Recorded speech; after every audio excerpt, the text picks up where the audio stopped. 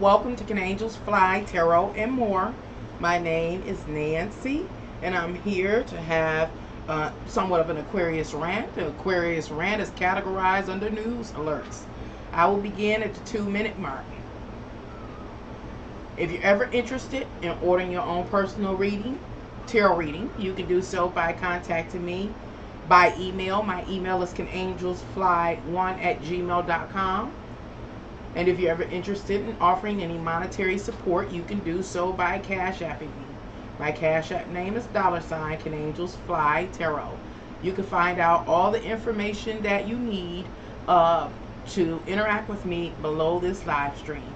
Thank you. Oh, we're at and beyond the 2-minute mark.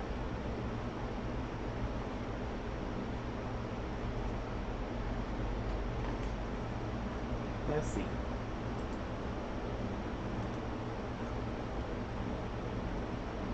Hello.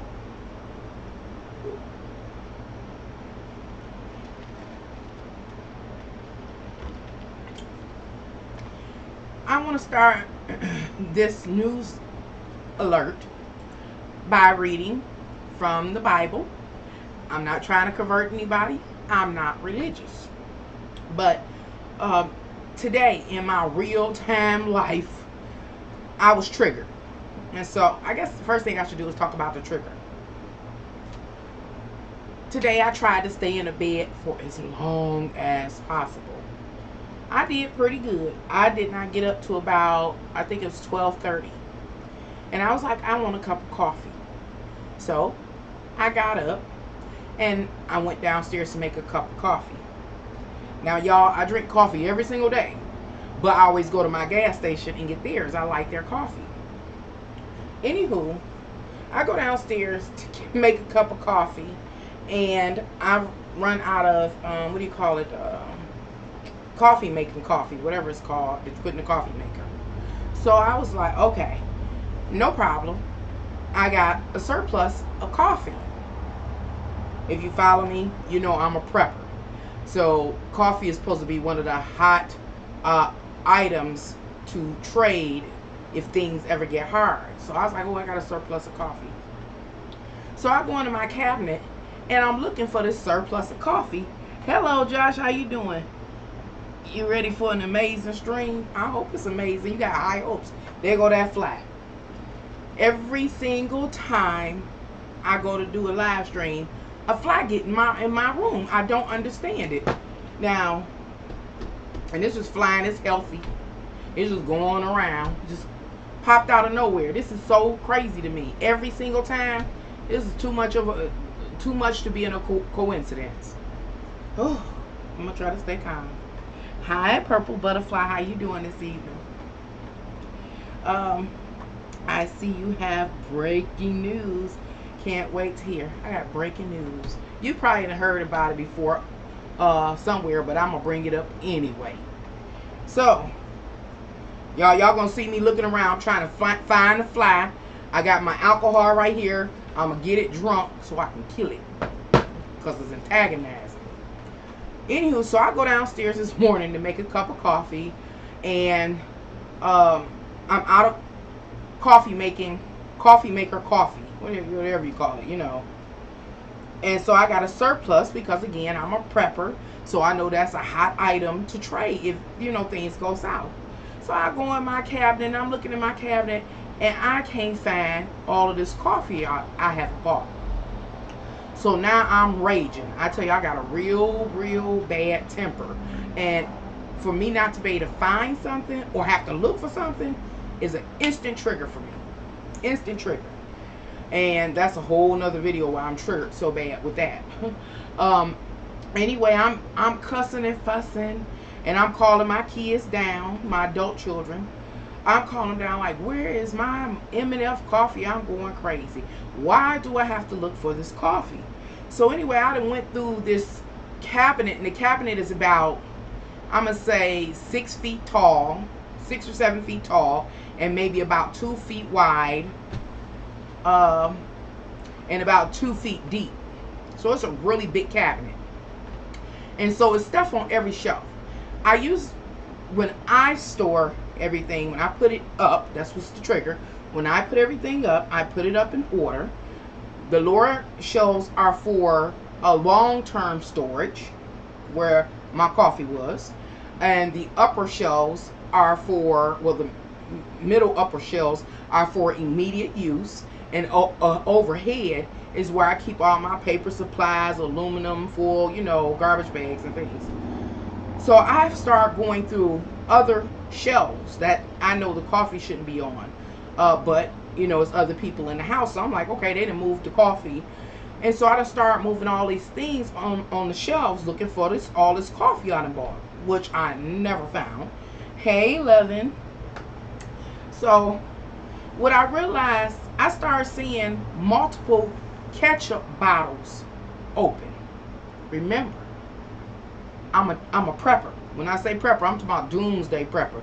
It might be a zombie apocalypse, a volcano, a earthquake. It might be something. It might be, something like a Hurricane Katrina, a tornado. Anything can happen. Economic collapse.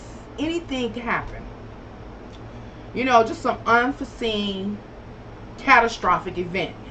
And I don't ever want to be in a place where I don't have. I don't want to do that. I don't want to have to go ask anybody for anything.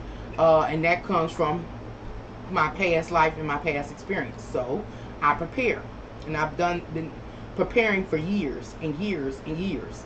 So, anywho, I'm looking in this cabinet that I'm telling you that I store, some of the long-term items in.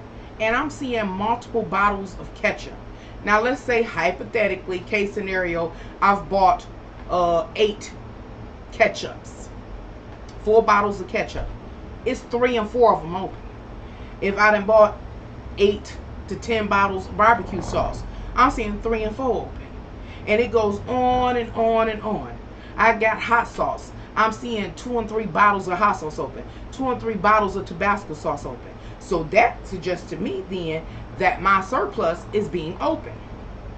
Now, mind you, my children are adults.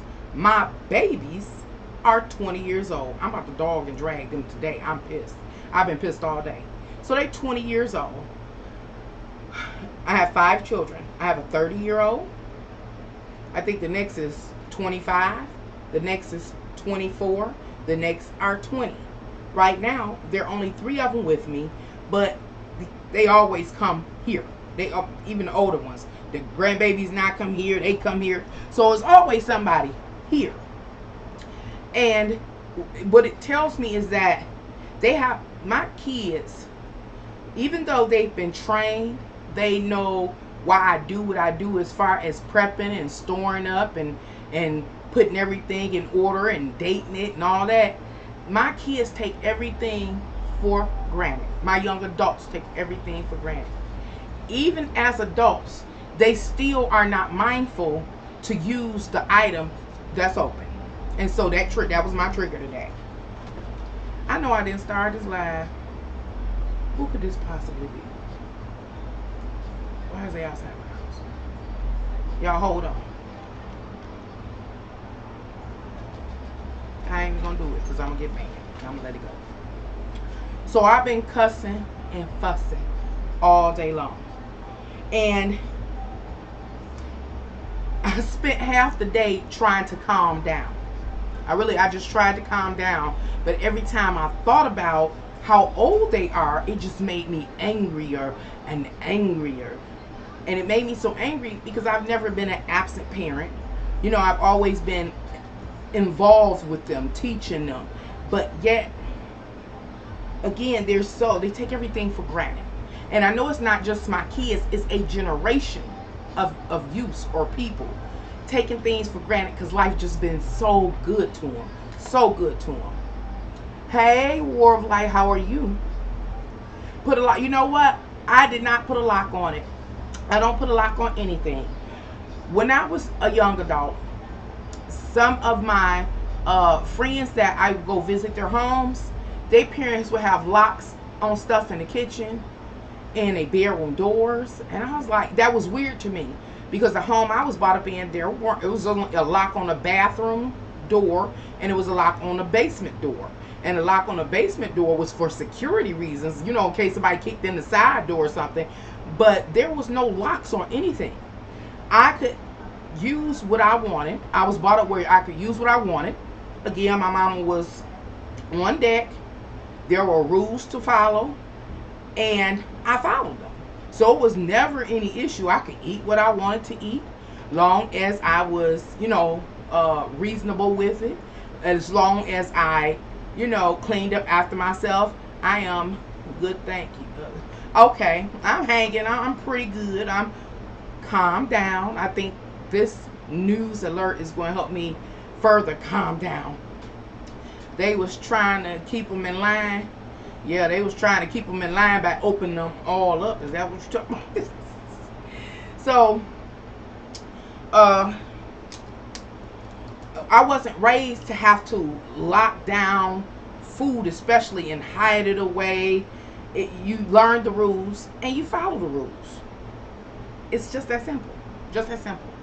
But I look at my young adults, how they, and it's not just them. Again, I'm seeing it across the border, especially in the younger generation, where again they take everything for granted. It's promised to them that it'll be there tomorrow, whenever they want to access it.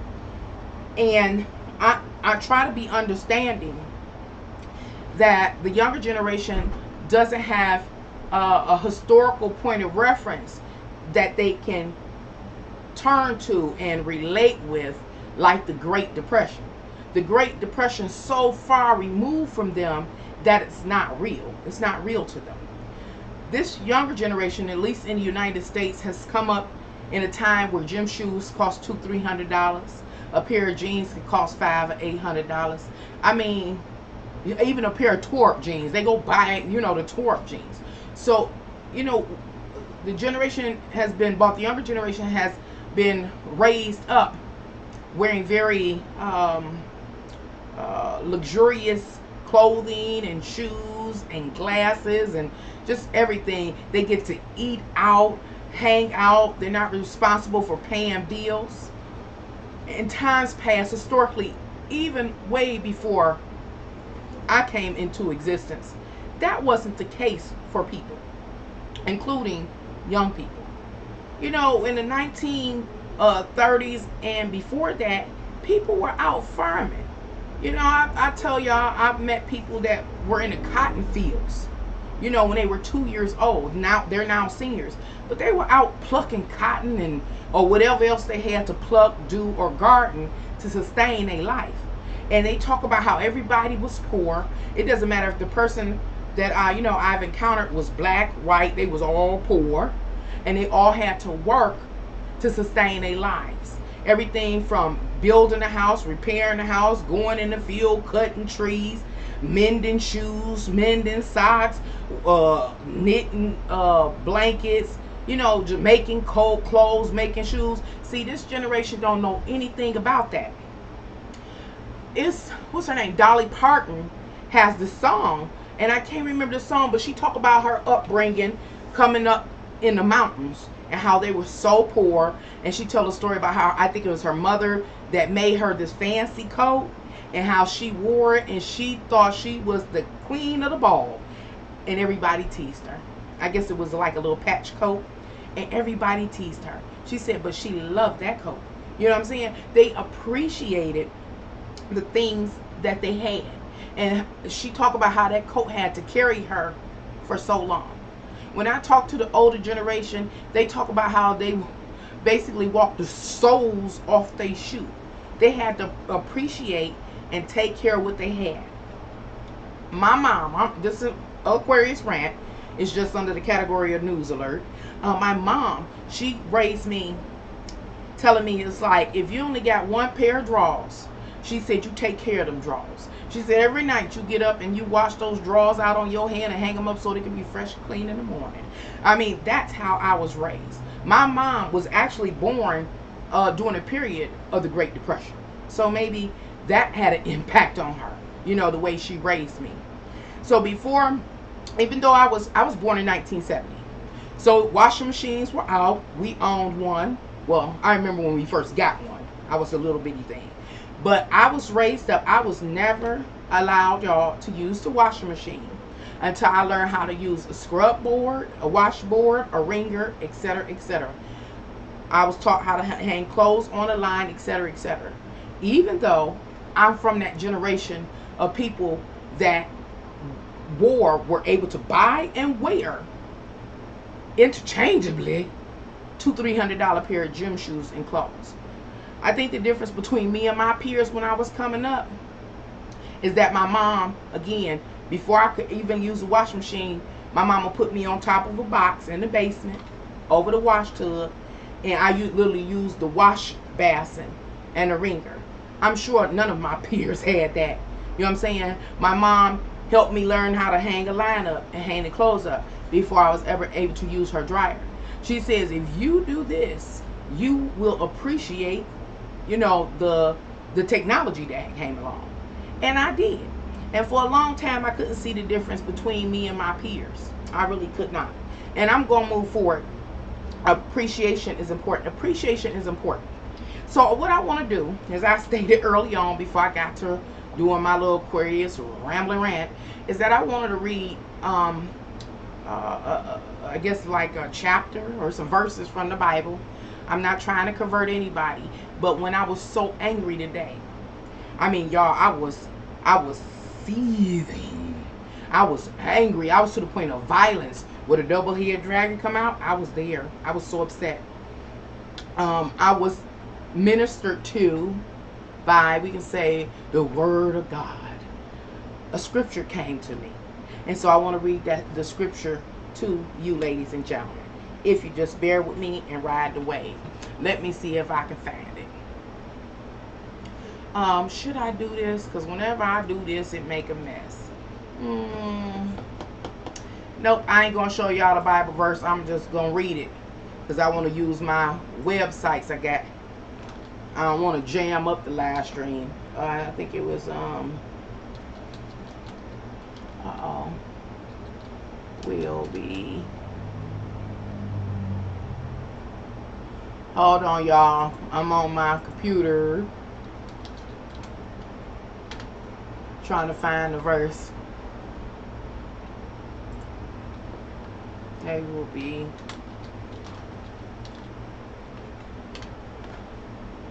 Okay. Yeah, this one. This is what calmed me down today. Let's see. Let me see.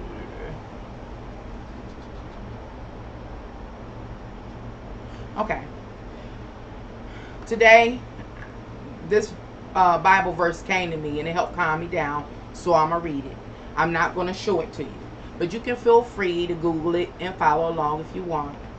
I was led to the book of Luke, L-U-K-E, chapter 17.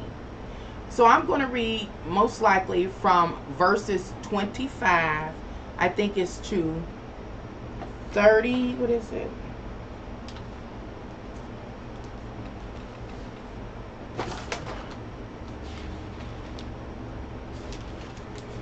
Just ride the wave with me, if you will, to 32. 25 to 32. It's not long. Luke chapter 17, 25 to 32. Y'all know I'm not the best reader. However, I can usually make it sound, you know, reasonable. So here I go. It says, but first he must suffer many things and be rejected by his generation. Just as it was in the days of Noah, so also will it be in the days of the Son of Man. People were eating and drinking, marrying and being given in marriage, up to the day Noah entered the ark. Then the flood came and destroyed them all. I gotta move the page for y'all. Where am I? The flood came and destroyed them all. It was the same in the days of Lot. People were eating and drinking, buying and selling, planting and building.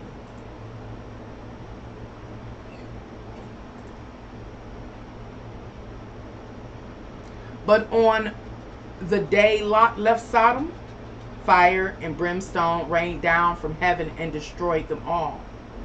It will be just like that on the day the Son of Man is revealed.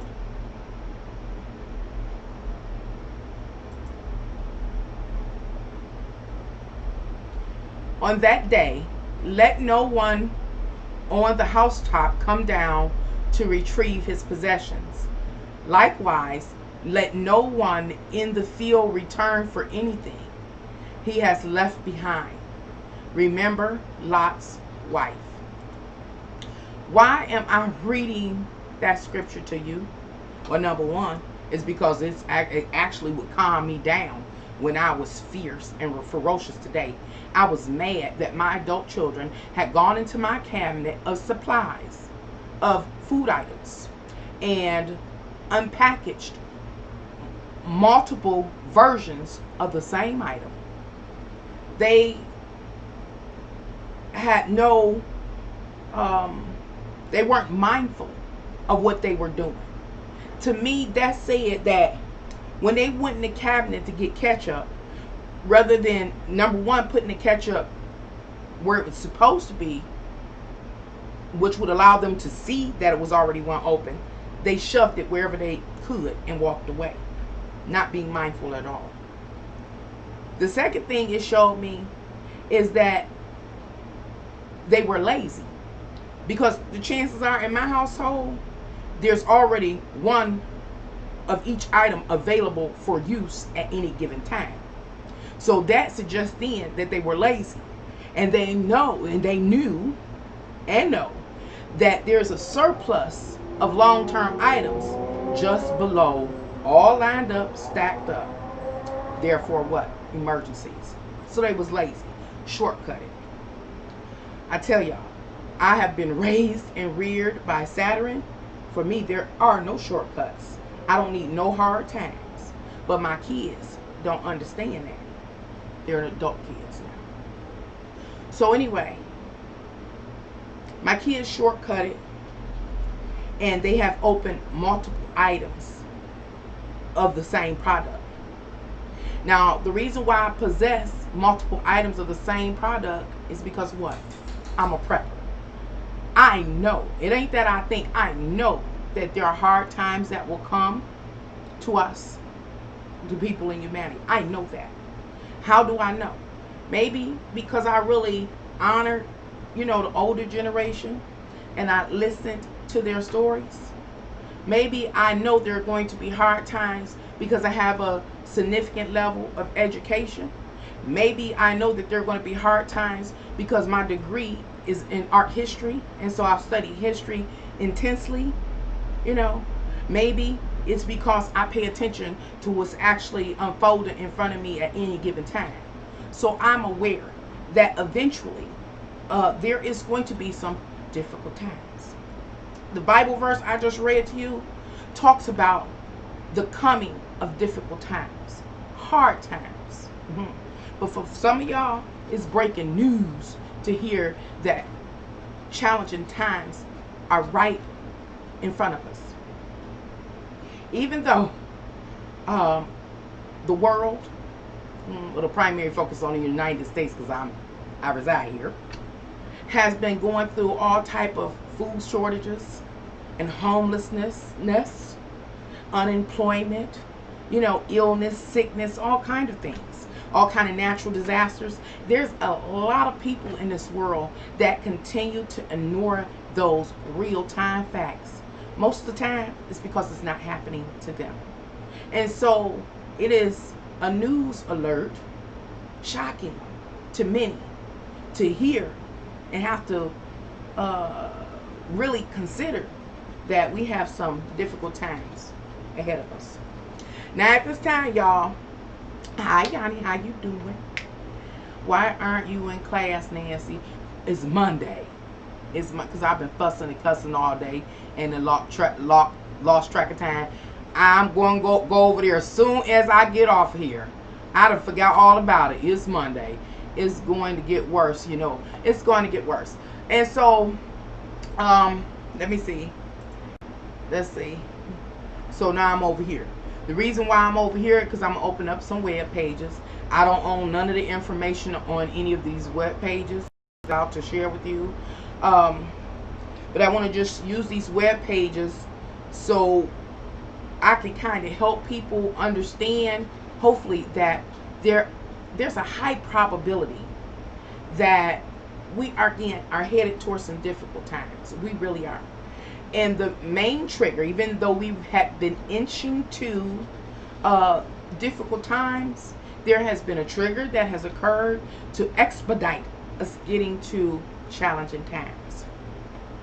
And the trigger is what? Been the pandemic, unemployment, sickness, fear, all these things that everybody talking about. We know that. So, a couple of things I want to mention before I forget is that I've heard, I don't know personally, that there have been a lot of explosions taking place all over the world.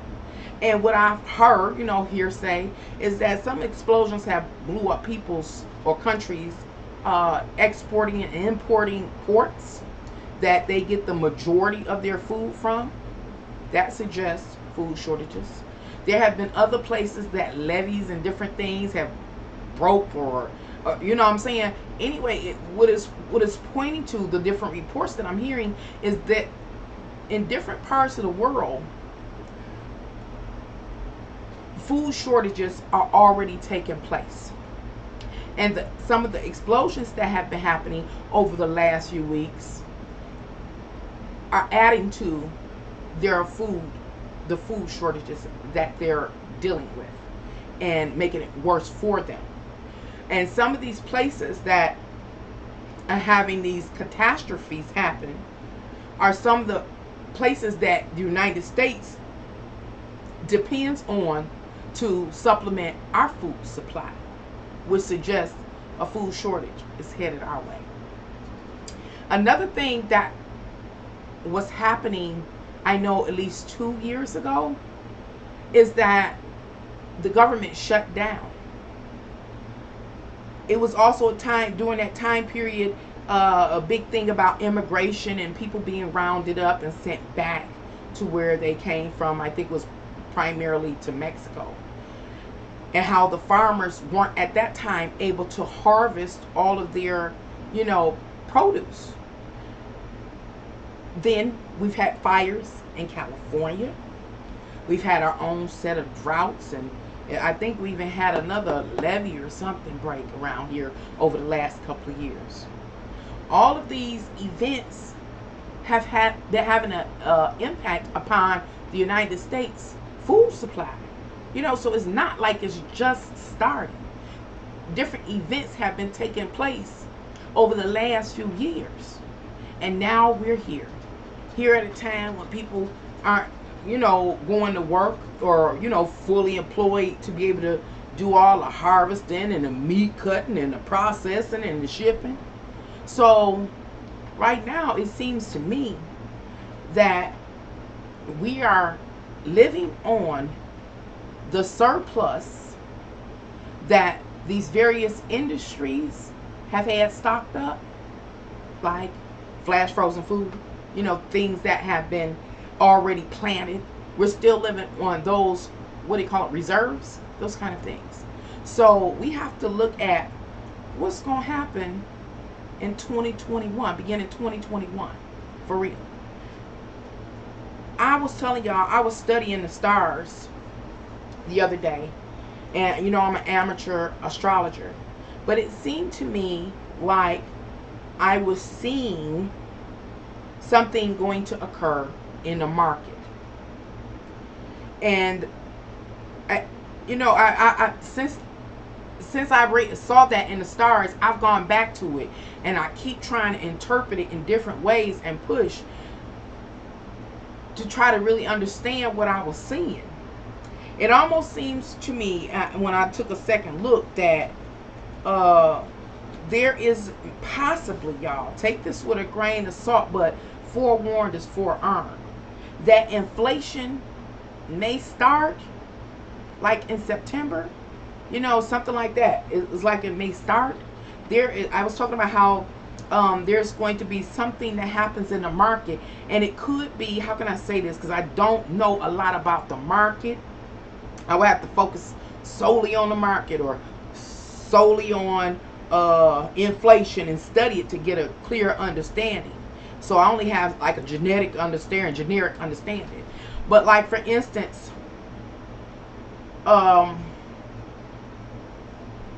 if there's less produce on the market, it may cost more for the fewer items that are available. And so the fewer items, let's say hypothetically like corn, there is fewer of that produce. The overall price for a bundle is going to skyrocket. So that bundle, any bundle of corn, is going to be broke down, to be distributed to different parts of the country and to different stores. And the price that product or produce would be and your local market is going to be sky high. That's what I'm seeing. I do believe I'm seeing in astrological energies beginning September. Forearmed is forewarned. Back to the Bible scriptures I just read. It was saying that people during the time of Noah and during the time of Lot, they was just eating, drinking, partying. They was turned up.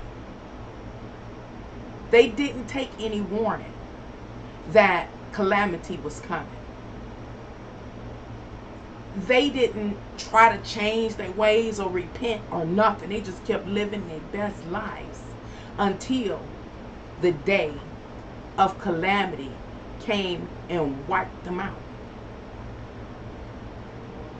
Once I was triggered today by what my grown kids did, and I read that verse, I looked out and pondered everything I'm seeing in my immediate environment. With the neighbors, people in my community, as I travel abroad, abroad in my, city. People is drinking. They eating. They marrying, turned up, living their best life. But they're not planning. I met a young guy that spent a considerable amount of money on a piece of jewelry.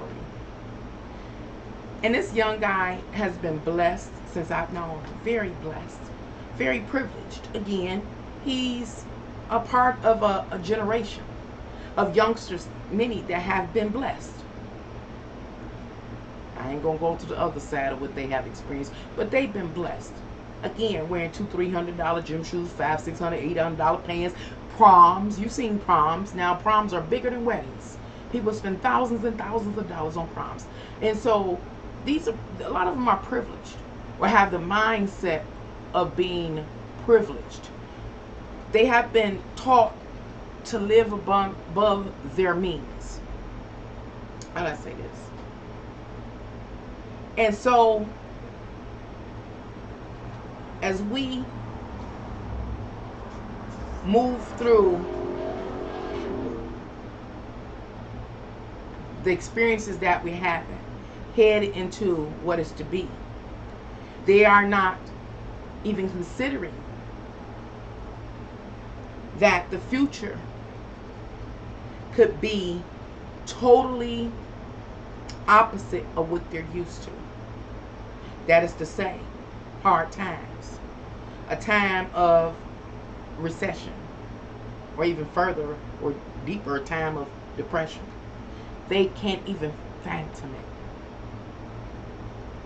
That's why that verse, that chapter, and those verses were so powerful to me today, because they're not preparing at all. They see no need to prepare, none. So, no need to prepare, none of them. living their best life. I was trying to go somewhere. Anywho, I'll think of it. I'll think of it. All right. Now I want to turn on this. And so what I want to do is, I'll do it like this. What are the effects of a recession on a maybe family?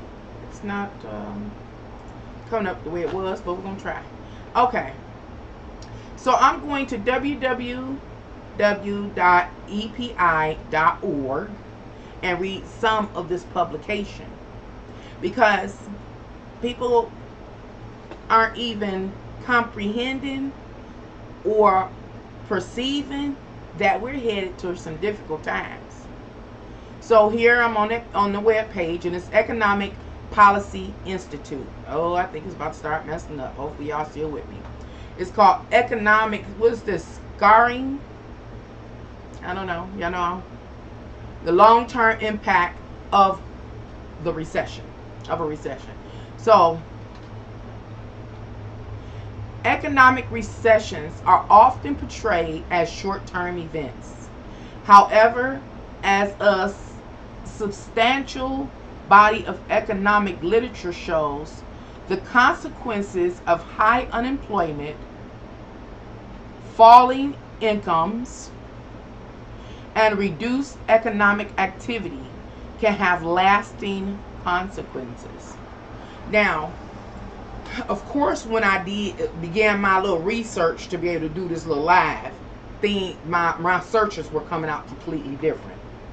So what I want to do at this point is talk about what a recession is. If I'm not, if I'm correct,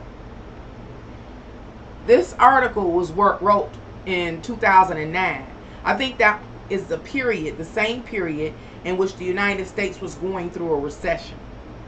A lot of people, especially youths, probably missed it because they were under the guardianship of their caregiver or parent or whomever.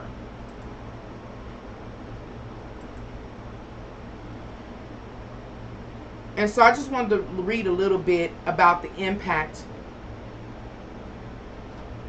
of a recession on like family, economics, business, stuff like that.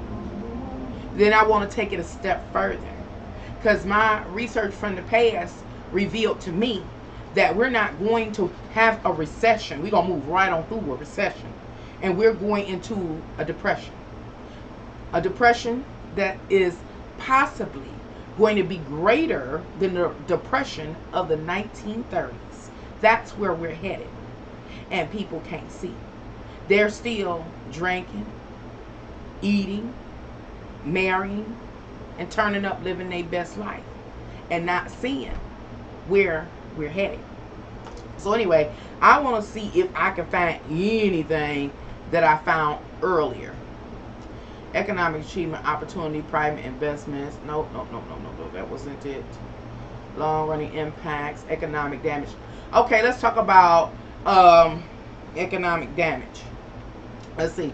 Recession result is higher unemployment, lower wages and incomes, and lost opportunities more generally. Education, private capital investments, and economic opportunity are all likely to suffer in the current turndown, and the effects will be long-lived. While economics often see rapid growth during recovery periods, as unused capacity is returned to work. There go that fly. Where it go? The drag due to the long-term damage will prevent the recovery from reaching its full potential. I'm sorry, y'all. The flag just went past me again. So what is that saying? It's saying that when you're in a when we're in a recession, when a country is in a recession, there's higher unemployment, lower wages. You heard me? Lower wages. Why would the wages get lower? Because there's so many people out here, especially in this case. It's so many people out here that's going to be seeking jobs. It's going to be a very high competitive market. Where are we going? When this unemployment runs out, like in my area, I can basically only speak for my area. In Michigan, unemployment is due to end, at least the part that has been approved for thus far, December. You know, if a person can ride that all the way through December, it ends. At the end of July, the PUA, I think it was called, the unemployment federal supplement of $600 ended. So people are riding on whatever, you know, the remaining balance of their unemployment is. And it will end, that part will end in December. So what am I saying? Like here in Michigan, they had a base unemployment amount of 160, which is about what people make every week if they get paid minimum wage, 160. Then the federal government came in and supplemented it with an additional $600 pandemic, you know, from a $600 pandemic emergency fund or whatever, for a total of $760 every week. By the end of July, that $600 had dissolved, and the people have only been left with the $160 a week. That $160 a week, if a person is still eligible, will dissolve in December. I think the end of December. So at that time, there are going to be people looking for work. You know, if the government doesn't create some other package, you know. But even the packages are still drilling us into deeper economic instability. But anywho, so come December, those that haven't looked for a job are going to be really, really stressed out trying to look for a job. But so many businesses have closed down and won't be opening back up for different reasons. Even before all of this stuff happened, these businesses were struggling to stay afloat. They were struggling because many of them weren't getting the patriotism needed to really, you know, make them being in business make sense. You know, it didn't make sense to them. Some of them weren't making enough to pay their overhead and then come out with a profit at the end. So they were already struggling. A few places like here in Detroit had already closed down just before this pandemic stuff because they couldn't make it. Okay? So then the pandemic stuff happens. A whole lot of places close. They're forced to close, you know, due to the fear of spreading the disease, you know, and they won't be opening back up. What am I saying? Before all of this happened, malls everywhere were closing. They have a site, I think it's on Facebook, called Dead Malls Enthusiasts or something. Dead Malls Enthusiasts. Malls were closing. In my area, I stay not too far from Dearborn. It used to be an upscale mall that end up losing all they like big chain stores like Macy's and wherever else was in there. All of those stores left and they gave way to like independent entrepreneurs. This was a fairly high-end mall at one time. So what am I saying? There was a lot of businesses closing already. Major chains, Kmart, I don't know, name some. They've been closing all over the place even before all of this happened. And then once this happened, it took a large percentage of the remainder of the businesses out of business, and therefore putting a lot of people out of work. So what am I saying? I'm saying, hey, when December comes, and there's no more unemployment. People still need money. They still need to earn. And so they're going to go out and try to get jobs. But there's going to be more people needing jobs than there are jobs. That was already an issue. Now it's going to be exaggerated. And so there is going to be quite a few things that we're going to have to deal with because of that dynamic. So, what am I saying? Why am I bringing that up? It's because, again, right now, what I've been witnessing is, and even in my own home, people are not planning for an extendedly long, hard time. They're not. It almost seems like a lot of people believe that our lives are going to go back to normal, but they're not. And this one publication is saying you can expect high unemployment during a recession. Why? Because there aren't as many jobs. There are more people than there are jobs. So, of course, it leads to unemployment. And then it says lower wages. Well, why would there be lower wages? Even though they have a minimum wage law, why would there be lower wages? It's because, what is it, supply and demand, that rule in business, supply and demand. Well, the demand is a lot of unemployed people, whole bunch of unemployed people, outnumbering even the possible number of jobs in any given area, which is the supply. So they don't have to pay good wages. They don't have to. So these are the things that we are going to be confronted with soon and very soon. Another thing that I read before and I reported on before is how there's going to be a tightening of credit lines. People won't be able to get credit, you know, those kind of things. And a lot of people that I've met in my life live on a credit line. They literally live their best life on a credit line. So that's going to tighten up or be done away with. Depends on your standing with your creditor. You know what I'm saying? Hopefully you understand what I'm saying. And so I guess this message, I mean, of course my message is for everybody, but especially to the younger people. You got to be a good steward with your resources, your money. And I got to do better too. We got to do better. Because the time is coming that there are going to be food shortages. As mentioned, a threat to our food supply has been occurring long before this. This whole pandemic stuff just amplified it. So there are going to be food shortages. And not only are there going to be food shortages, the prices to foods, the things that you need to sustain your life, are going to go through the roof. They're going to be very, very expensive to obtain these things.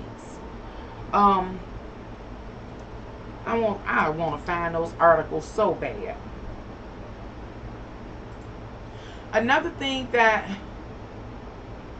let me see. I'm going to read here at the top. Furthermore, there is evidence that early childhood nutrition impacts cognitive development.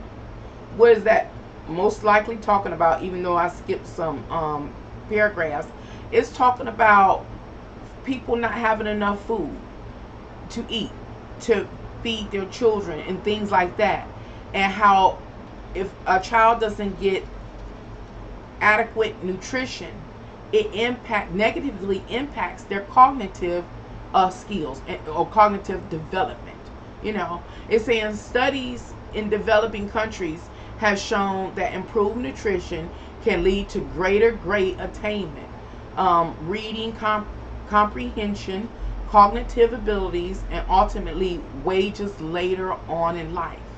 Remember when I was reading this publication earlier, it talked about the long-term effects. Right here, it's talking about the long-term effects as far as, you know, the child's intellectual development over time being negatively impacted by going through a recession and not having enough food as a direct result of the recession. The next paragraph says, in a recession, when many families face financial hardships and poverty, is raising childhood nutrition can suffer. Raising childhood nutrition can suffer. See, this ain't the one, of course. I'm not being funny, y'all. The us. Oh, I can't even go back on these. The sites that I had,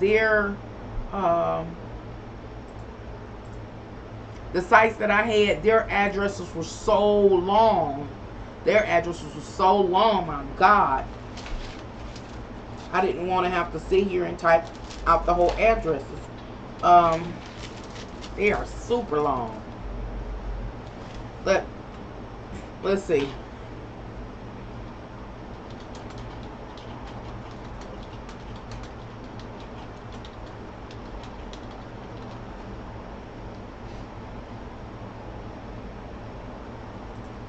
Let's see if that'll come up normal. It didn't even bring up the same thing. That's crazy.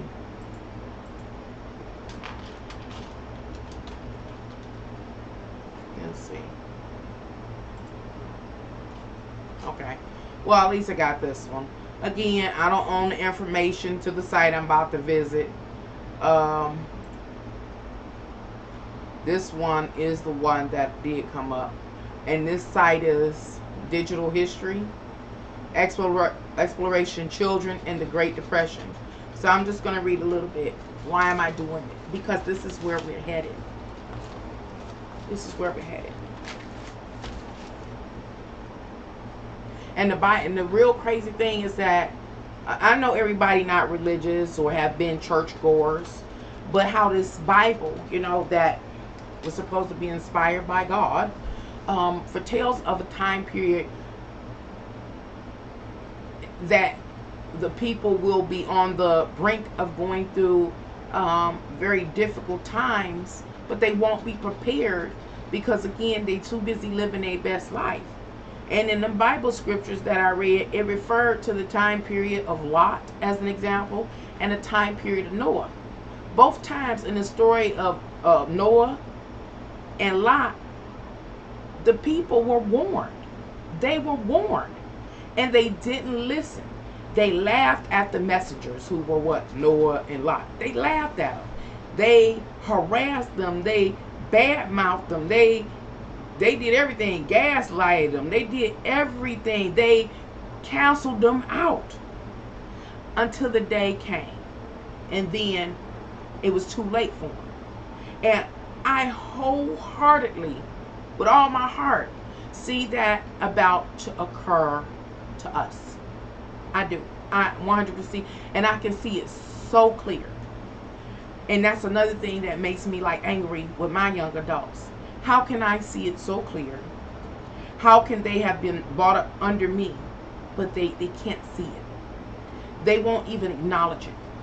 I'm just a negative Nancy. Negative Nancy. And they don't want to look at the reality associated with this world. I don't want bad things to happen. But for some reason, it's a great part of this physical human experience. You know, I don't want it to happen. People don't want to believe that horrific things can happen, especially after coming out of time period that's been so rich and abundant. You know, they don't want to believe it, and so they're gonna get what in the hood everybody gonna get caught slipping. They're gonna get caught slipping. In previous lives, in previous content, I guess I could say, that I created, I talked a little bit about the Great Depression and how it was planned by the powers that be. I talked about why. In that video, in that live, I also talked about how I forgot my line of thought. About how about how it was planned and executed, and I talked about why. Oh, and I also talked about how we were headed toward a greater depression, greater than the 1930s. And I talked about what the people, what the people went through during that time, just the laymen and women went through. And so I came to take a look again at the effects of a depression, like on families, because that's where we're headed. Anyway, in my earlier studies, it talked about how a lot of people turn to drugs. Once the shit started hitting the fan, they turned to drugs, alcohol. People were committing suicide. Those are unfortunate responses to hard times. Many of those people during that time were undereducated. So during that time period, it's most likely a lot of those people did not see what was coming their way. They didn't see the Great Depression headed their way. They just went to bed one night and woke up and all hell had broke loose. And I say that again because those people weren't educated like a lot of us are now. It's a whole lot of us educated.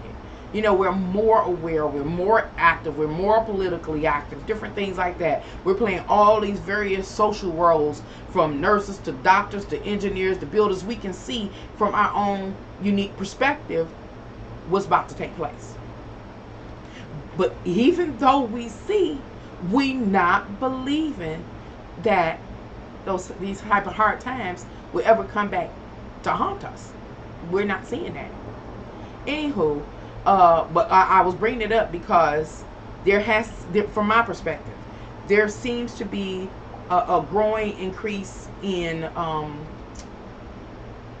alcohol use and drug use, and I talked about that in direct connection to the excess money.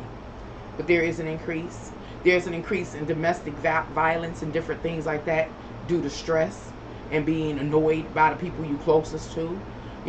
There is an increase in homelessness. It's already been a problem. It's growing. These are all the things that the people from the Great Depression were dealing with. And we're just at the brink of it. We're just at the brink of it. And I say we're just at the brink of it because the majority, based on my perspective, of people have been being able to kind of hold off the full range of the negative effects brought on as direct result of this pandemic stuff. They've been able to hold it off, and they've been able to hold it off through what? Unemployment, or working excessively, earning more money. But those safety nets are now being threatened. They drying up. So what am I saying? I'm saying in a short while, all those safety nets are going to dry up unless our federal government does something or implements additional nets. But at some point in time, there go that fly. Where you go? But at some point in time, those nets are going to have to stop. Those nets are going to have to stop, and we're going to experience the negative effects of a broken economy. And so I just kind of want to read off this page. It says, the economic collapse of the 1930s was staggering in its dimensions. Unemployment jumped from less than 3 million in 1929 to 4 million in 1930, 8 million in 1931, and 12.5 million in 1932. I think it was a 10-year period. I think it was a decade that depression lasted. In that year, a quarter of the nation's families did not have a single employed wage earner. I repeat, in that year, a quarter of the nation's families did not have a single employed wage earner. Even those fortunate enough to have jobs suffered drastic pay cuts and reductions in hours. Oh yeah, when I was reading some other information, it was saying, oh God, I lost my line of thought that quick. It was saying, I forgot that quick. I was reading and it came to me. Anywho, reductions in hours. Companies, of course, won't be even hiring more. They won't be hiring people to during a recession. They won't hire people, or they'll be, turned down during a recession. So that talks about additional or more unemployed people. Anywho, only one company in 10 failed to cut pay. Only one company in 10 failed to cut pay. And in 1932, 3/4 of all workers were on part-time schedules. And usually, what part-time schedules, you don't even have medical. So that's another thing that we're going into. People not having medical insurance. That's a whole nother thing. Oh, it's a whole bunch of stuff. Averaging just 60% of the normal work week. The economic collapse was terrifying in its scope and impact. By 1933, average family income had tumbled 40% from $2,300 in 1929 to just $1,500 4 years later. Wow. Let's see. Definitely not what I wanted. I wonder. I'm going to try one more time. Because it's not giving me anything. Really.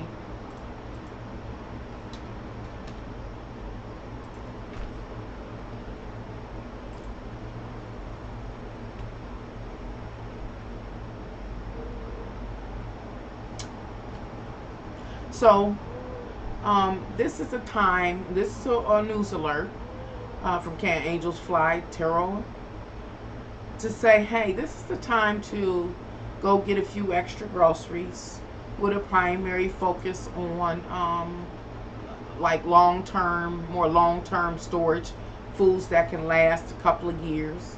They have different packages of rice, canned meats and things like that, tunas and salmons and different things like that, because I really think that 2021 is going to be quite challenging. There are other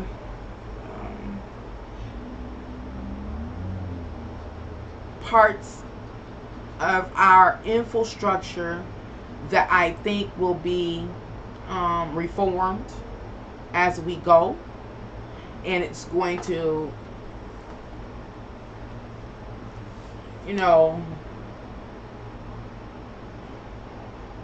even make all of this more complicated and more devastating. And that's such things as the different supplemental services that are out here. And I hate to be the bearer of bad news, but there we go. That flat. You're drunk. Wasting all my alcohol.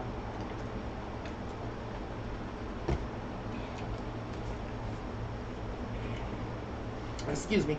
Again, I hate to be the bearer of bad news, and I made a video entitled that, here to be the bearer of bad news. I hate to be the bearer of bad news. But when I say I see, I can see so clearly, the unfolding of a depression, that it is just scares me to think that a person won't be prepared at all. That's scary. And especially what I see overall, about the family dynamics. See, back in the 1930s, at least families were still, basically intact. Oh, that's another thing my research said that during the time of the Great Depression, the birth rate dropped. The birth rate dropped. And so I'm sure that if our overall birth rate drops, that would be something that the higher ups or Bill Gates and them would appreciate. Remember when I did that report comparing what we are soon to go through versus what happened in the past during the Great Depression, I was saying, hey, that the Great Depression of the 1930s was systematically planned by the powers that be to ensure their political and economic and social power. Back then when I did that report, I was also sharing that god dang it. Anywho, so referring back to that live I did now is the same thing as it was then. This economic collapse is a systematic move to ensure that the powers that be, the billionaires, are able to sustain a social, economic, and political power and so much more. So, with that being said, that flattened threw me off. The reason why, what was I want to say? The reason why, now that's a goddamn shame. That fly came through and I forgot that quick.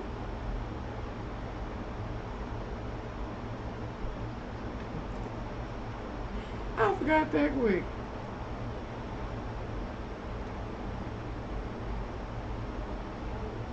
They're doing the exact same thing as they were doing then. Oh, and remember, I've heard hearsay that Bill Gates and others like himself are interested in decreasing the world's population. Remember, these people have studied us, humanity, through sociology and different things like that. And so they understood, based on the data they accumulated from the Great Depression and other similar time periods, that the birth rates decrease during such drastic times. So what am I saying? This is all systematically planned to help decrease the birth rates. It wasn't even that the birth rates had just decreased during that time or will decrease during times such as a depression. It is that the birth rates drop significantly below the level of people needing to be born to like even replace those that were dying, like the life birth rate. It dropped so low that the people being born were coming in slower, much slower than those going out. So it decreased the population in that way. Bet you won't hear that from nobody else. Oh man, I wish I'd keep up with my research. It'd be so much. It was something else. It was the birth rate decreased. Oh, it was something else.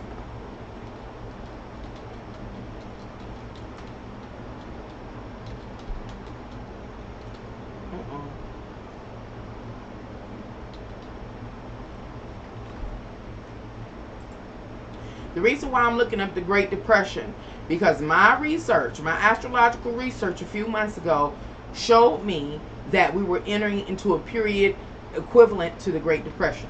So that's why I'm referring to Wikipedia, looking up the Great Depression. It says the Great Depression was severe, widespread economic depression. Why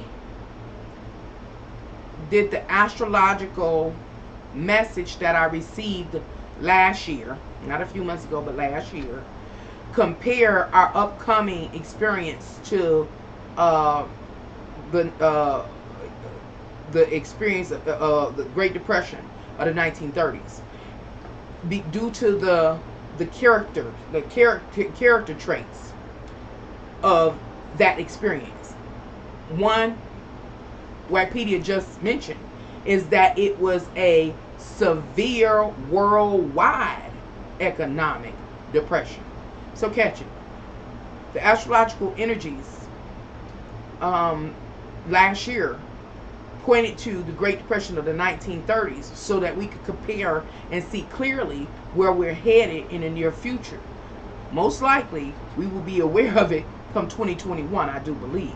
And one of the things, one of the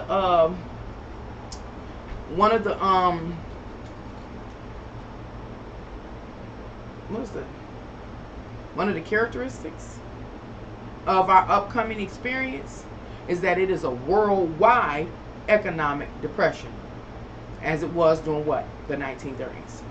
That took place mostly during the 1930s, beginning in the United States. The timing of the Great Depression varied across the world. In most countries, it started in 1929 and lasted until the late 1930s. Again, comparing.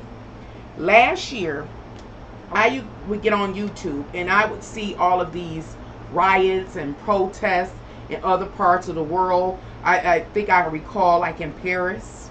And I think Paris is supposed to be like this liberal kind of place. You know, I'm not sure, but I think so. Because when I was, you know, my family took me over there to visit. That's kind of how they introduced me. They were more liberal, more accepting. I mean that from the perspective of like a lot of movie stars and stuff like Eartha Kitt that dealt with racism here in the United States went over to France and they were accepted. Josephine Baker, I think it was, went over to France, was accepted. That's what I mean, like, we're liberal. And so when I saw them last year with all these riots and pickets and everything, I was like, oh, the world is going to hell in a handbasket. But I bring that up because when we read this insert about the Great Depression on Wikipedia, it gives us another comparative trait, another trait to compare it, our upcoming experience to. And it's talking about how the Great Depression moved in stages or locations, different demographic locations, slowly. That's why I brought up Paris last year, and there was quite a few other places that were talking about not having enough to live on and things like that. So it has been started. It has been started last year, I know. Last year. And we can be sure that when, let's see, when did, I'm going to tell you when it actually started. Oh, I hope it don't freeze. This is my computer let me. Let's see. When did, I'm asking Google, when did Uranus, enter into Taurus? Ooh. When did Uranus enter into Taurus? Okay. And let's see. Uranus entering into Taurus. This is Cosmopolitan. I asked Google the question. The top responses from Cosmopolitan. We'll see if the page open up to see what they have to say about when did Uranus enter into Taurus. What is this? Why is the red cross coming up? Cosmopolitan. This is so crazy. Oh, advertising. Okay, Uranus and Taurus is a baller time for women. A baller time for women, okay. Baller. Well, we got Nicki Minaj and them balling out, so I just want to know when it entered.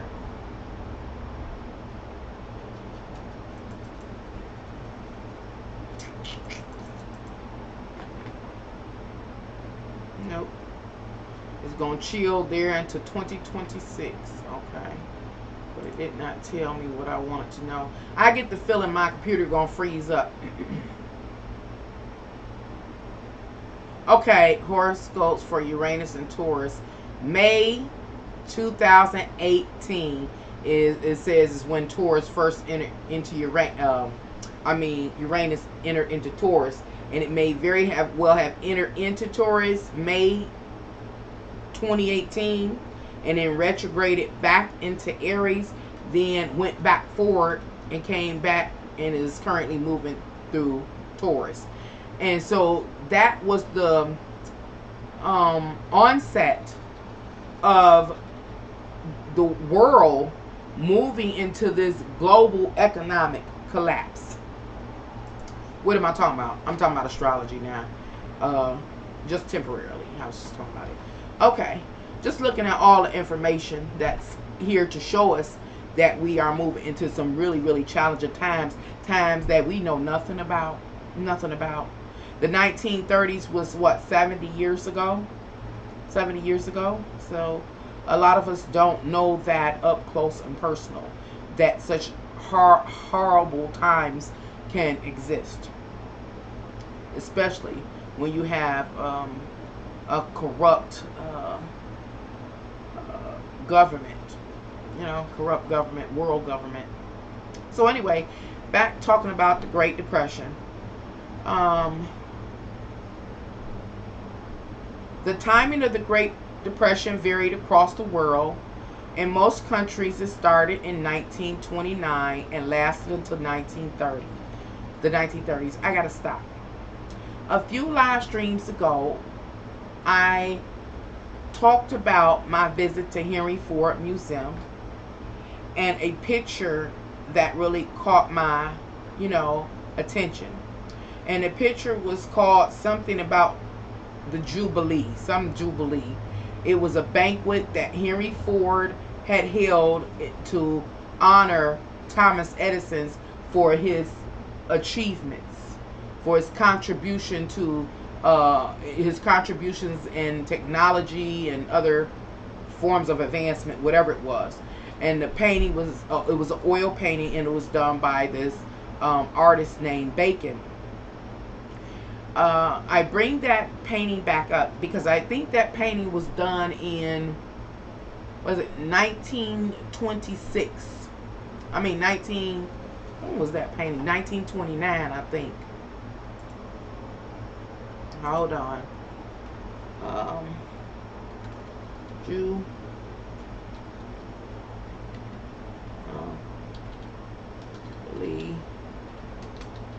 Bacon.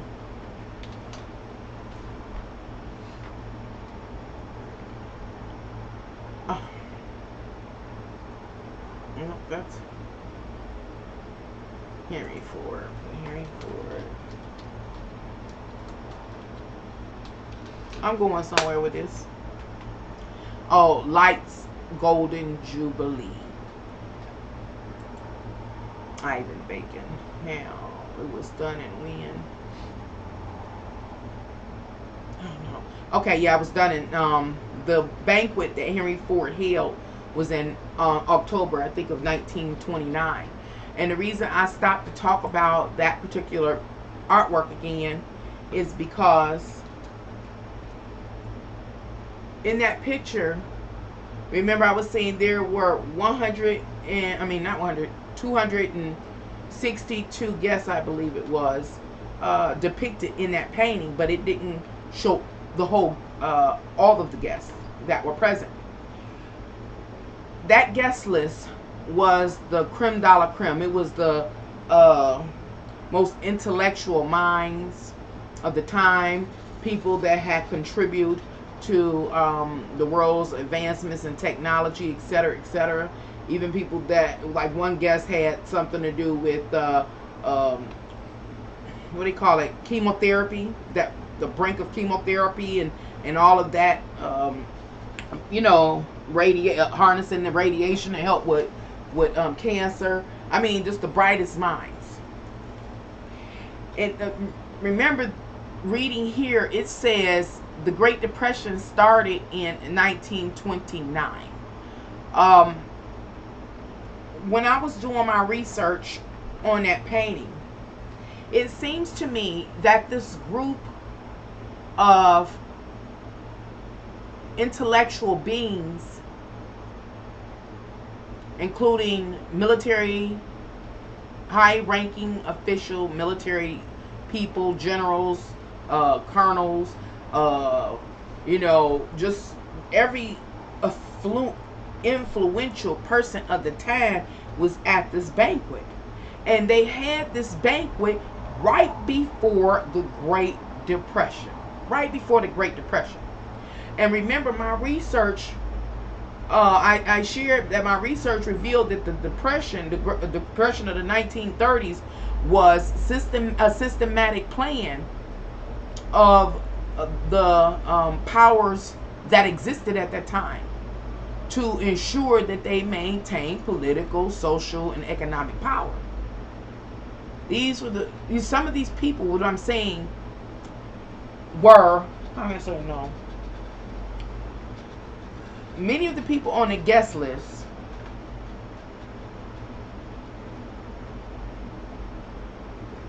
how can I say it? Because it's a network. It's a large social network. The whole thing, all of those people, they may have been like secondary. First is the, what do you call it? The chair people, the chairman of the board. What am I talking about?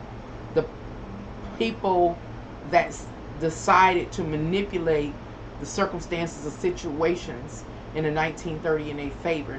It was a whole chair of people, a whole federation of people, and a whole council, head council. But that head council oversaw and spoke for the remaining of those influential minds. An example, those 262 plus guests on Henry Ford list. All were moving to what? Ensure that they maintain political, social, and economic power. I bring that up because the same thing is happening now. Many of the same families still hold that power. And the ones that we can look at, that's kind of right in our face, because we don't know like 262 of them off the top of our head, but they exist in the background. The ones that's in our face, like Henry Ford was out in front. Him and Ethel Ford were out in front then.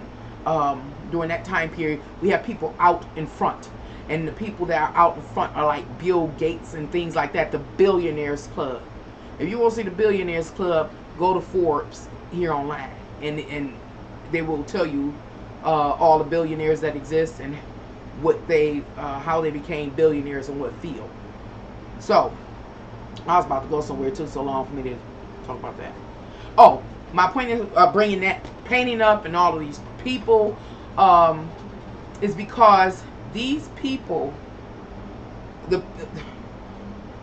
came together back. Those people in the right before the Great Depression in the 1930s, they came together and they congregated and they had a meeting right before the Great Depression, right before it happened. And then everybody went to sleep, woke up. The Great Depression was on and popping. All of those people, I'll say the majority, great majority, I want to say all, those people that were in that banquet hall flourished from that moment.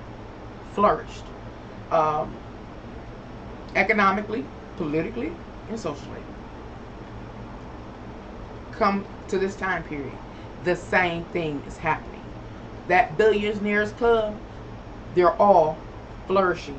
This whole thing has been planned. And this is the part I'm trying to get out. It's like back in the 1930s, the general populace didn't know what they was about to have to contend with. They didn't know that they weren't going to have work. They didn't know that they weren't going to have food. They didn't know that they were going to end up homeless. Wives didn't know, or husbands didn't know that their spouse was going to end up going and become alcoholics, drug addicts, all kind of things. and their domestic violence and everything. They didn't know any of that. We're educated now. We're more aware, we're more work, and we're more conscious. But most of us, especially the younger generation, doubt that something as horrific as a depression could happen to humanity again, or the world's populace again. But here, still reading about the Great Depression. Why not? And I was going to say the powers that be are meeting now. We know that they're meeting. And they're meeting under the cloak of talking about vaccinations and WHO and all these things. They have been meeting. If we look back to the news reports over the last couple of years, they've been meeting. Anywho, just like the people during the 1930s that were depicted in that painting called Golden Lights Jubilee. Anywho, I'll be all over the place, y'all. Somewhat of a Aquarius rant. Anywho, in most countries, it started in 1929 and lasted until the late 30s. It was the longest, deepest, and most widespread depression of the 20th century. The Great Depression was commonly used as an example of how intensely the global economy could decline.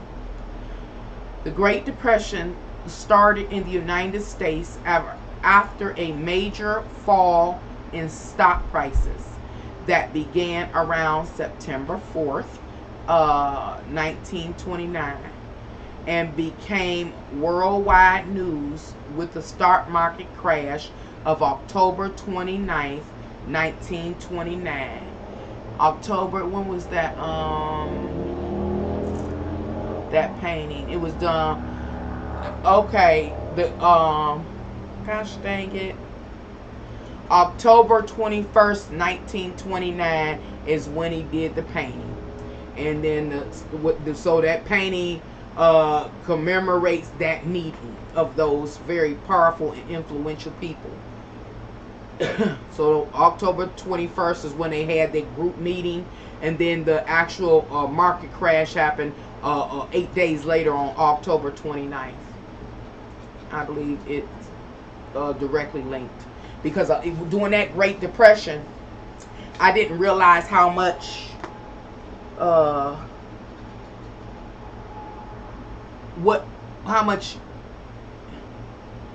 to say, during that, Henry Ford, excuse me, let me try again.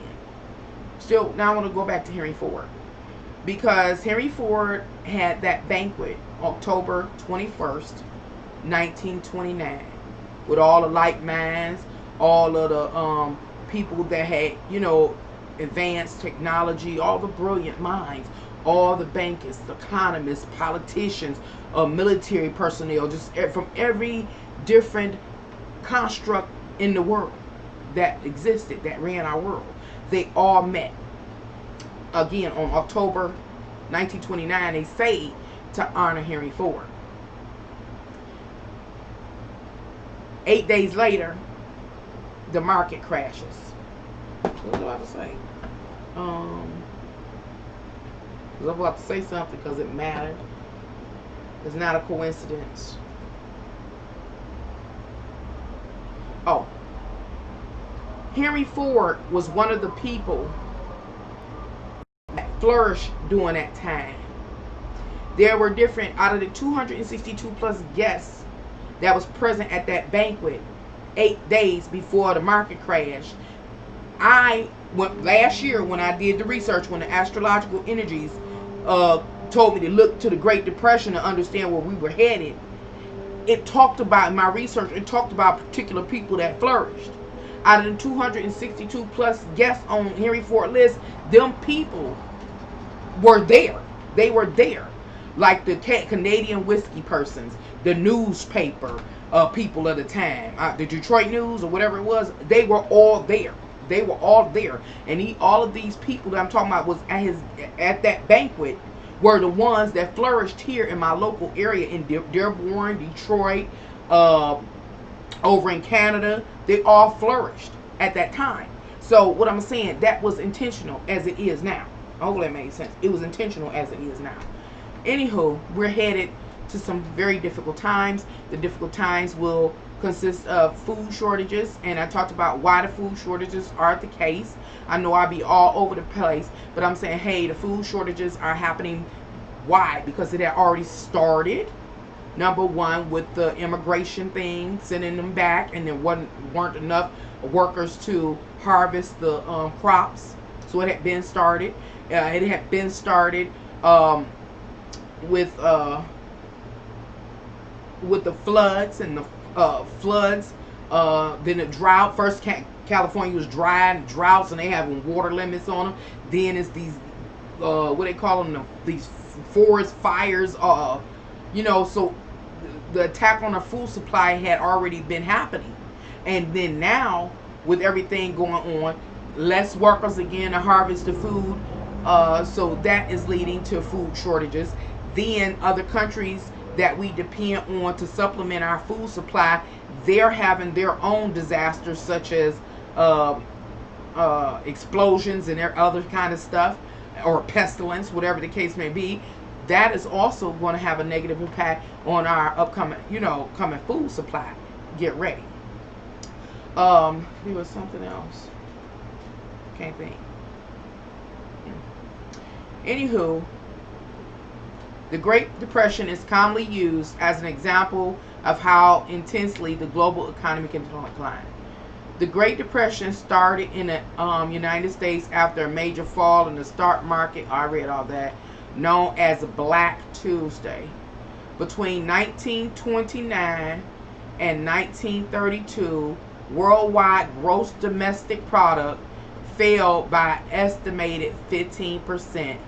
By comparison, worldwide, the GDP, or the gross domestic product, fell by less than 1% from 2008 to 2009 during the Great Recession. Fell down one. So some economies started to recover by the mid-1930s. However, in many countries, the negative effect of the Great Depression lasted until the beginning of World War II. The Great Depression had devastating effects in both rich and poor countries.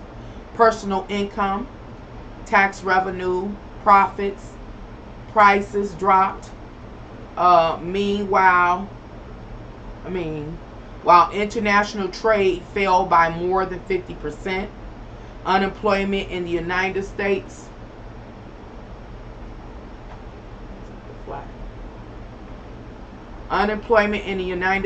rose to 23%, and in some countries rose as high as 33%. And that's the unemployment rate. Out of 100% of the possible employable adults, 23% of those people were unemployed. And that is one of the signatures of when you know you're in a Great Depression. So you can always watch our unemployment rate. And based on a Great Depression, once you hit about 23% unemployment to 25%, a quarter of the possible work population being unemployed, the ripple effect will lead to a depression. Anywho, cities around the world were hit hard, especially those dependent on heavy industry. Construction was virtually halted in many countries. Farming communities and rural areas suffered as crop prices fell about 60%, facing plummeting demand with few alternative sources of jobs. Areas dependent on primary sector industries such as mining and logging suffered the most.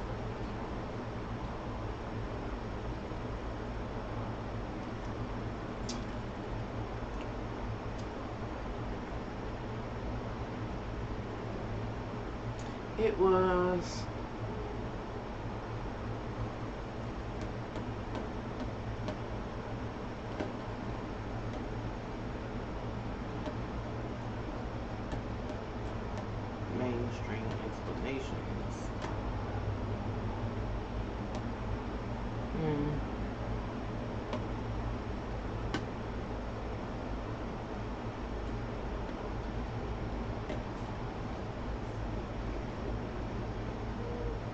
Explanation.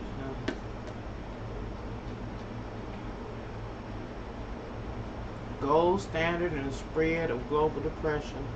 Let's see what this say. I just want to.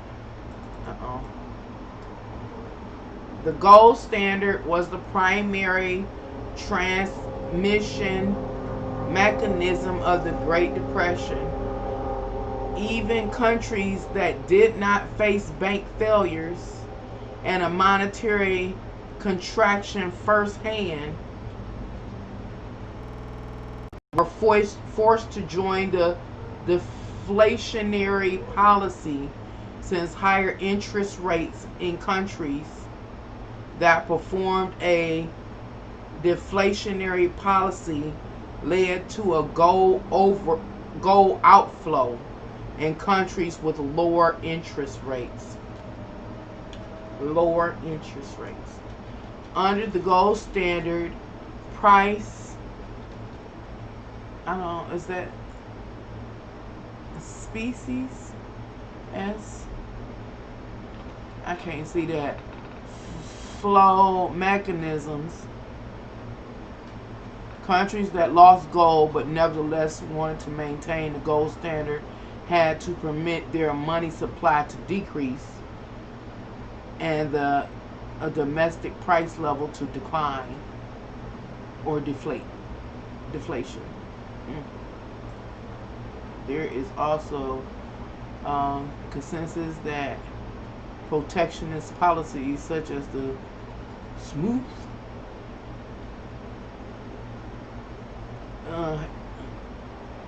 I heard of that before, helped to worsen the depression.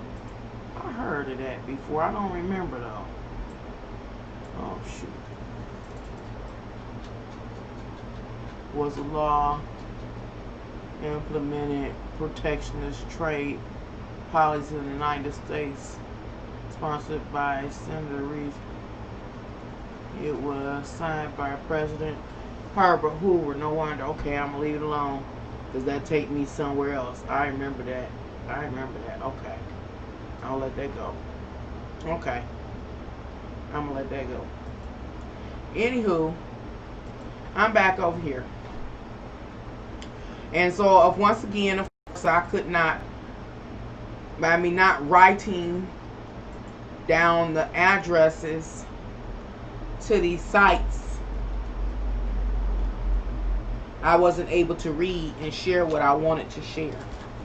But what I wanted to share during this live stream was to explore the effects of a recession on business, the effects of recession on families,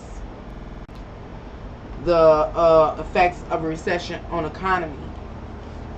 Then I wanted to move from exploring the impact of recession to exploring the impact, the next level of depressions, of depression, economic depression on business, family, and economy.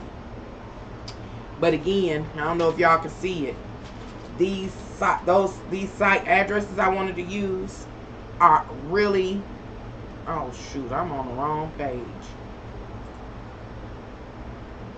I was on the wrong page all that time. This is an address. These addresses are really, really long. And so I didn't want to go through it because one mistake, it won't pull it up. I didn't want to go through that. That's why I thought I could shortcut and just type in, you know, the effects of, but I wasn't getting the same results. So anywho, I'm gonna end this live stream by saying, you know, hey, it is time to look at what you have stored up as far as food. And I did a video about this before, several videos about prepping, about preparing for difficult times. So at this time, again, forewarned is forearmed. I wish I, had more patience and, and could access the information that I would really like to share with you, ladies and gentlemen, to help you see about where we are projected to be headed. I understand, especially for the younger generation, that you personally have never seen, a depression. You probably can't even fathom what that would be like. But based on everything I'm seeing, is that we're headed there. And the scary thing to me is that we're not the same type of people, I don't believe, as the people that existed back in the 1930s. I think the people that were in the 1930s may have been a little more moral, and they probably were a little bit more moral because they didn't have exposure to everything that we have exposure to now. So they just hadn't gotten to our stage yet. So I bring it up because it's possible, and what they also said about the 1930s is that the divorce rate fell. The divorce rate didn't fall because they loved each other. The divorce rate fell because they knew that they could not, maintain separate homes. They knew they couldn't maintain it. So families stayed together. They stayed together. But now, this is what I'm saying is the difference between possibly us and them, is that they were aware and they accepted the truth that they couldn't maintain multiple homes or separate homes or, things like that. It was something else they said they couldn't do, so they just stayed together and worked together. Our current people, we are so selfish and egotistical. And when evidence arises that shows us, hey, things are getting hard, many people will still leave, break up, misappropriate their funds. See, these are all the warnings that's coming through. And I get so confused or overwhelmed, not confused, overwhelmed and tight-tongued because it's a lot going on here. When I say it's a lot going on here, there's also a spiritual message that is attached to all of this that we're about to go through.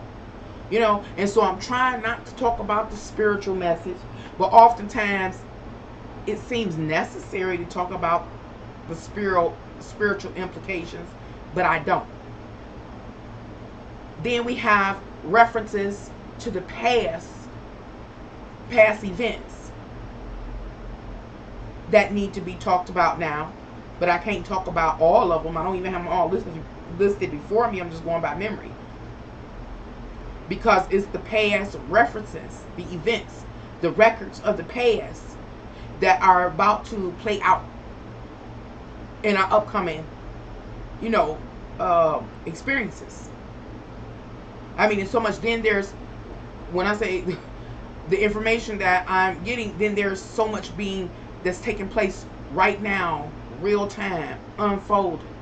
Some of it's on a very intimate, personal level for each one. Oh, now it's a damn mosquito. I knew I got bit. First it was a fly. Now it's a mosquito. What can I do? It got to be this fan in the window pulling it in. Unbelievable. I don't even see the fly no more. But. And then it's not just for us. Then it's about our, demographic location, and then it's about what's happening globally. It all goes together, and so it's very, very hard. Oh, please, the mosquito, where are you at?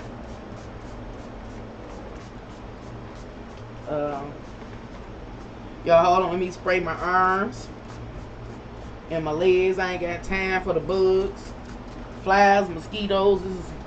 I'm going crazy here. So anyway, I'm all over the place. Um, but oh, it's the time. Let me stop because there's so much I could go on and on to talk about, but you can get it in bits and pieces from different creators here on YouTube. I'm sure. Just pull from everywhere. Another thing I've been thinking about, but I'm not sure of, and I've heard people talk about, buying into precious metals, something that I was never able to do. I do think that would be, if you got it, I think to buy a few pieces would be, smart.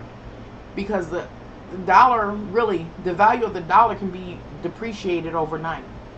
It really can be depreciated overnight. And I think, and I've thought this for a while, but I wasn't sure because I don't know enough about, economics. That's why it's so easy for people to get rich now. Why it's so easy for people to get rich. They throw money at people from all different angles now.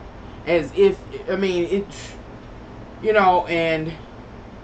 just throw money at, it's just so many rich people that exist now.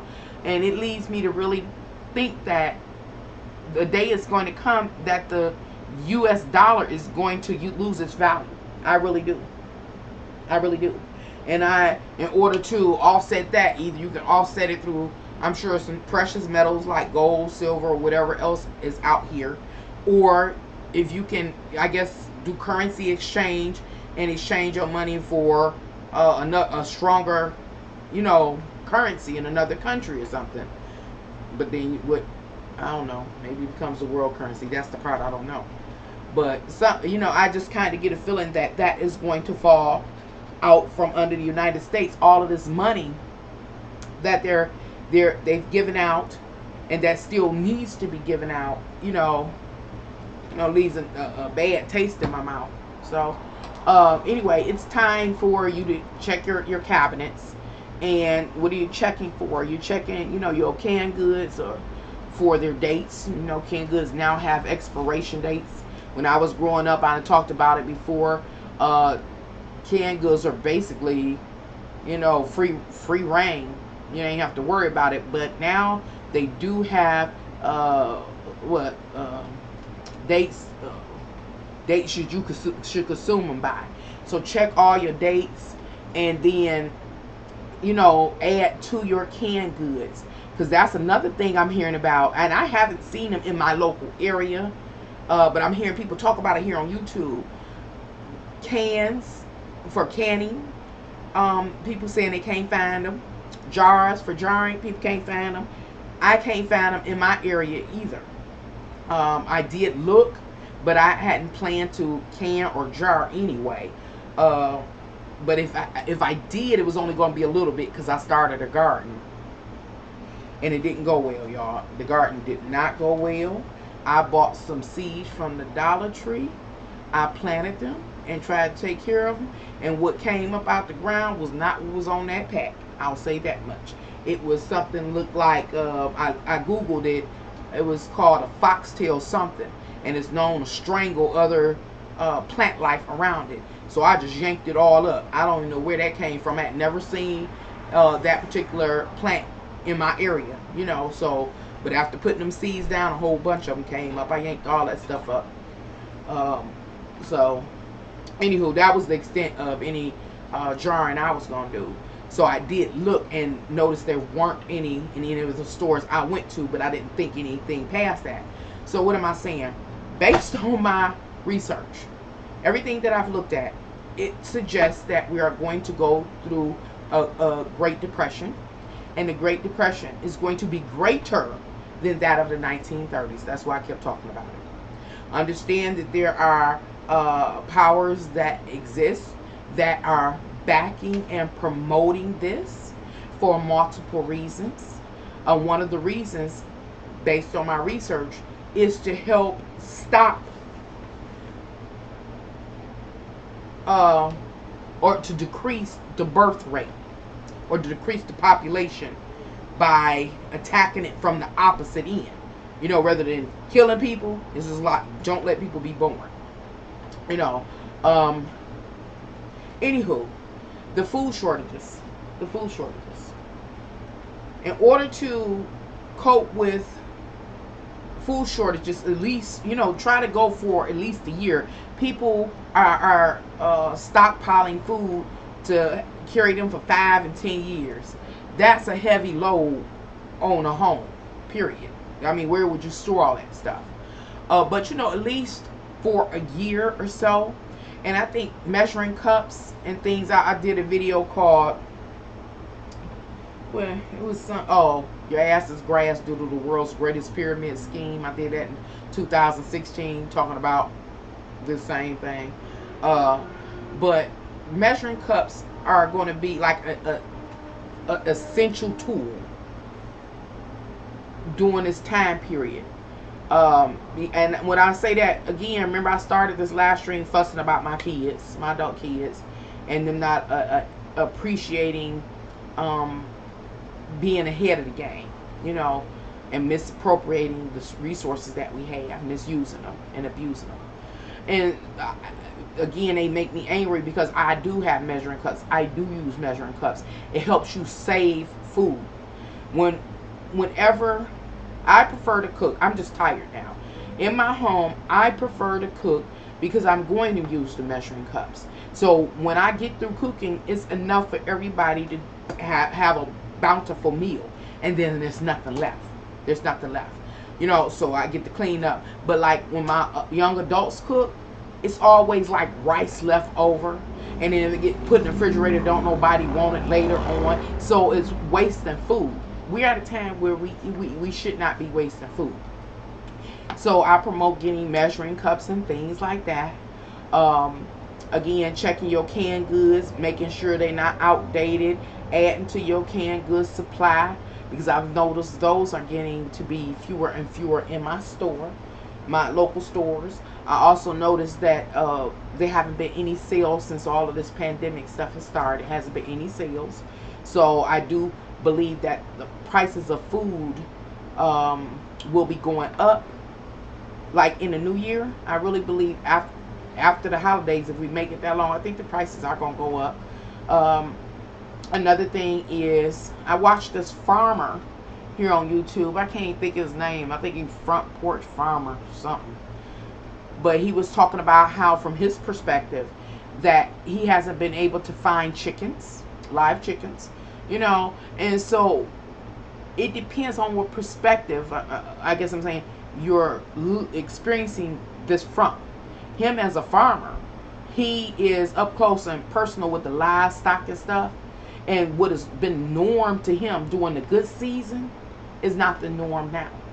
Not being able to find live chickens, or incubators, the machines to incubate, the chickens' eggs, or like butchers, cattle. He dealing with livestock, like cattle, and the people that butcher them, they way behind, scheduling people out in the distance. So what I'm saying, from his perspective, he's seeing a decline in the food supply. From his perspective, I'm experiencing and seeing and witnessing a decline in the food supply from another perspective. My perspective is like from the coupon clippers, savings, running around looking for all the savings, buying in bulk, is not there. You know what I'm saying? So that's the perspective I'm coming from. What you may be experiencing may be different from me. You may be in a rural area. I'm from the city. So it's different. But if you look at our food supply from your perspective, I do believe that you're going to see something that is not the norm. Not the norm. And that which is not the norm, if you think it all the way through to where it would lead to, it's going to lead to what? A food shortage. So if that's evidence that you need, if none of this made sense to you, look at our food supply from your perspective and your experience so you can see where we're headed. Another thing is not only the canned goods, rice. I heard hearsay, I don't know, that there's been a lot of flooding over in China or something like that. Hearsay, and I think at least part of our food supply, as far as rice and things, comes from that area. If they're dealing with flooding and their harvest has been damaged, then the chances are United States is not going to get their supplement, like on rice as an example, from China or wherever it's from, Korea, wherever. We're not going to get it. And why? Because they need their own food. They need their own food. So with that being said, we can expect that the rice that we're buying now is the surplus that our food industry has had. I don't think for once. I mean, I hear people say it's right on time. We got right on time food market where as soon as something come off the line, it's on the shelf and we buy it. I believe that a part of that is true, but I also believe that there are warehouses of stuff that is stacked up and backed up. They may be preparing to ship in a certain period of time, but it's stacked up and backed up. And what I'm saying is right now, that's what we're buying. We're buying the supplies, the stock. We're buying the stock now. And by 2021, that stock is going to be depleted. And at that time, that's when we're going to see the inflation. The prices go up and we be able to get less of any product for more money. That's what's going to happen. And so we need to be prepared. And then like when it comes to meats and things like that, now it makes sense why everybody was saying stop eating meat. I don't think it was for health purposes. It was the whole point. It ain't going to be, we ain't going to be able to go to the market and get meat like that. That's probably going to be like a delicacy, if everything keeps moving the way it has. So I'm not going to keep going on, but what am I saying? I'm saying, hey, check out your food supply right now. If you ain't got some rice, get you some rice and try to store it for long term. Get you some canned goods, canned beans, different things like that, dried beans, canned meats, if you're a carnivore like myself, canned meats, tunas, because come 2021, it's going to be something different. Don't be like them people in that Bible verse where you just still living your best life. You still eating and drinking and partying and being married, taking and married, doing everything they do until the catastrophe comes. Thank you for coming here to Can Angels Fly, Tarot, and more, and allow me, Nancy, to do another Aquarius rant. Until next time, bye.